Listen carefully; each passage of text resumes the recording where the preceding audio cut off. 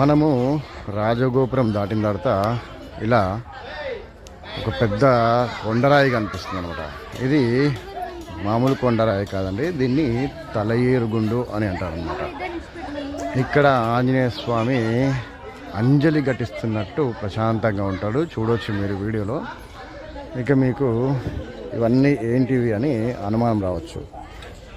ఏంటంటే ఎవరికైనా సరే ఇలా నడిచే భక్తులకు కాళ్ళ నొప్పులు ఉంటే ఇలా తమ మోకాలని ఆనించి దేవుడిని మొక్కుకుంటారనమాట.